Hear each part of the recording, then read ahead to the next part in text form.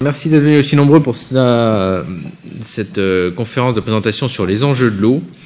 C'est une conférence un peu exceptionnelle puisque nous proposons 4 notes sur le thème de l'eau, 3 portant sur le cadre français, 1 sur l'Afrique et 2 d'entre elles ont été réalisées sur la base de rapports effectués par la société BRL Ingénierie qui est avec nous à la suite d'un appel d'offres dans le contexte des études lancées par le Centre d'analyse stratégique sur appel d'offres sur un certain nombre de sujets qui nous paraissent intéresser la décision publique. L'eau est en France un bien commun soumis à une logique économique qui est héritée du siècle dernier, ce qui ne veut pas dire qu'elle est inadaptée, mais éventuellement qu'elle peut avoir vocation à être modernisée. Cette logique était celle d'une eau potable qui devait être qui était abondante et d'un système d'assainissement. Et dans son introduction au rapport du Conseil d'État L'eau et son droit de 2010, Jean-Marc Sauvé nous rappelle que les premières infrastructures d'adduction d'eau potable apparaissent au milieu du XIXe siècle en France et se développent à partir de cette époque comme un service public local, d'abord dans les grandes villes évidemment, et qui n'est parvenu dans toutes les campagnes qu'à la fin du XXe siècle. Donc c'est en fait l'entreprise d'un siècle que de parvenir au système d'eau tel qu'on les connaît.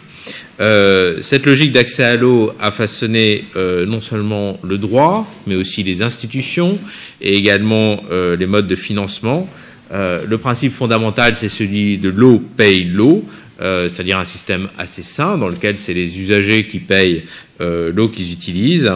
C'est un modèle de gouvernance à l'international. On parle souvent du modèle français de l'eau ou des services publics délégués, qui a permis de dégager les fonds nécessaires à la construction d'un réseau d'infrastructures performant, puisque aujourd'hui 99% de la population française est reliée à un réseau d'eau potable.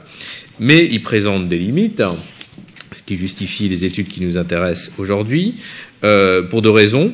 D'abord, il ne s'agit pas de fournir à tout le monde, mais de fournir à tous une eau de qualité. C'est globalement le cas en France, mais malgré tout, et en dépit d'une augmentation assez significative des dépenses, en particulier dans une période récente, plus 25% depuis 2000, la France peine à respecter certaines réglementations européennes, et notamment celles qui concernent les pollutions diffuses. Deuxièmement, la nécessité de tenir compte de l'évolution de notre climat, et de son impact sur les quantités d'eau disponibles, qui est évidemment une préoccupation constante, mais dont on peut imaginer qu'elles prennent de plus en plus de place au cours des décennies à venir dans le cadre de l'évolution du climat et de la gestion climatique.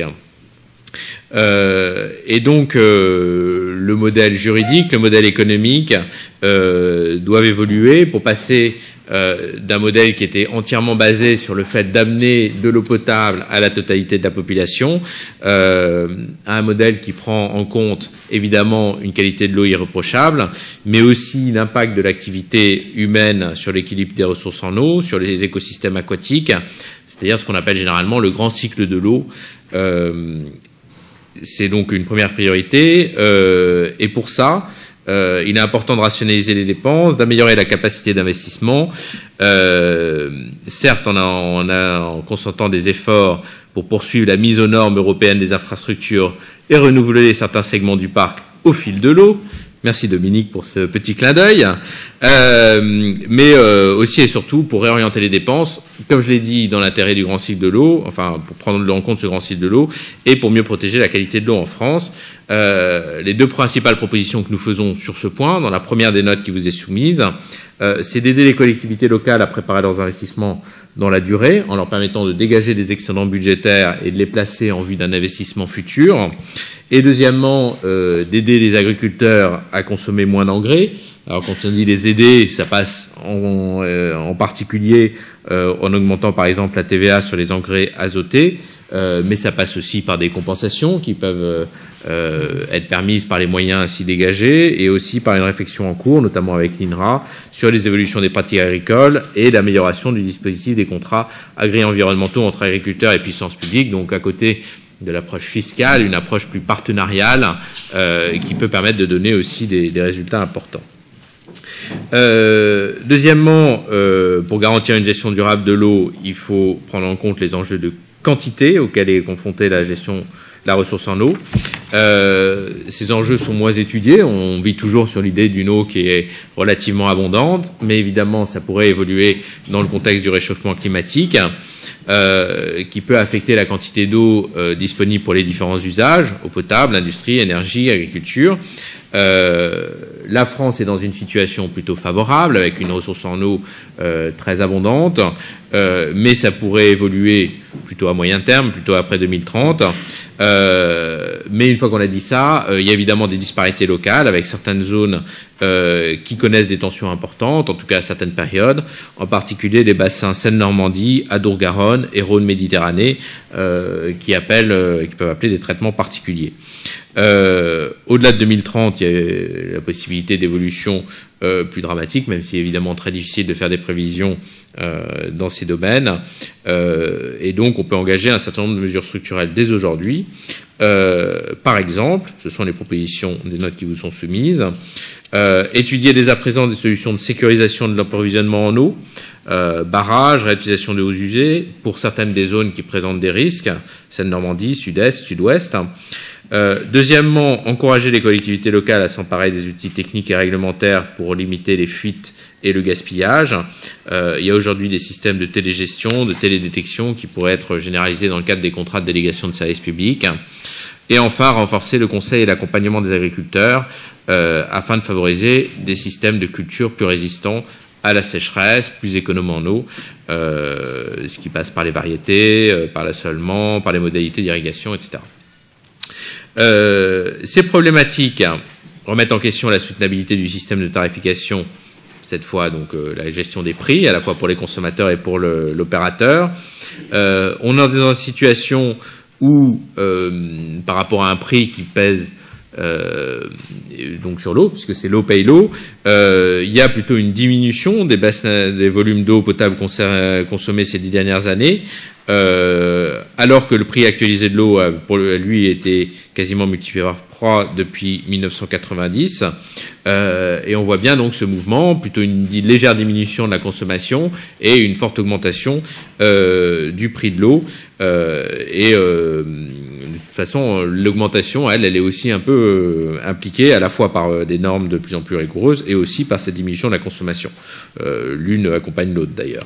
Alors, ce que nous proposons, c'est d'augmenter la part variable au détriment de la part fixe de l'abonnement. C'est une manière d'avoir une tarification qui soit plus incitative à des usages économes en eau, de développer éventuellement, en tout cas dans certaines communes particulièrement menacées, une tarification progressive ou saisonnière, et d'instaurer une rémunération des services des eaux en fonction d'indicateurs de performance environnementale et sociale, ce qui nous paraît, dans l'esprit de ce que j'ai évoqué, la prise en compte du grand cycle de l'eau, des questions de qualité qui sont de plus en plus fines, une manière intéressante d'enrichir la relation entre les collectivités et les grands opérateurs de gestion de l'eau.